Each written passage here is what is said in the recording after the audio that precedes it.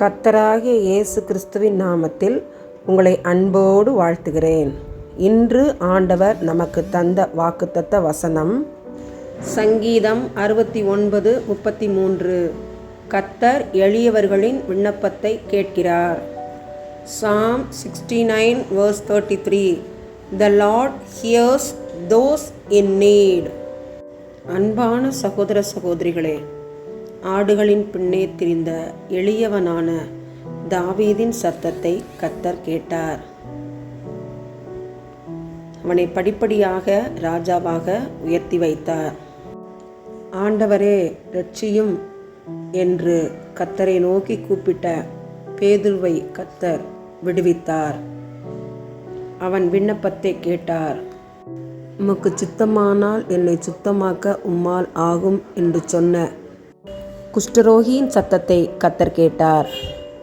உடனே அவனை பூரண சுகமாக்கினார். ஆண்டவரே, எங்கள் கண்களை திறக்க வேண்டும் என்ற குருடர்களின் சத்தத்தை கர்த்தர் கேட்டார். உடனே பதிலளித்தார். இன்று உங்களுடைய என்னுடைய சத்தத்தை கேட்கிறவராக, உடன் பதிலளிக்கிறவராக நம்முடைய கர்த்தர் காணப்படுகிறதற்காக ஆண்டவருக்கு மனதார நன்றி செலுத்துவோம். ஸ்தோத்திரங்களை ஏறெடுப்போம். துதி பாடல்களை பாடுவோம். ஆமன். விண்ணப்பத்தை கேட்பவரே, என் கண்ணீரை காண்பவரே, சுகம் தருபவரே, ஸ்தோத்திரம் ஏசையா. விண்ணப்பத்தை கேட்பவரே, விண்ணப்பத்தை கேட்கிறவரே, பரமபிதாவே, தர்மியான ஜெப நேரத்துக்காக ஸ்தோத்திரம்.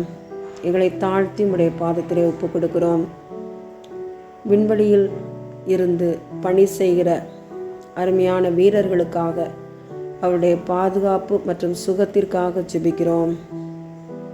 அங்கிருந்து பணிகளை கவனிக்கவும், ஏற்ற நேரத்திலே பூமிக்கு திரும்பவும், தங்களுடைய நாடுகளுக்கு குடும்பத்திற்கு கடந்து செல்லவும் தேவனாகிய கர்த்தர் நீர் இரக்கம் காட்ட வேண்டும் என்று உடைய சமூகத்திலே ஒப்பு கொடுத்து ஜெபிக்கிறோம்.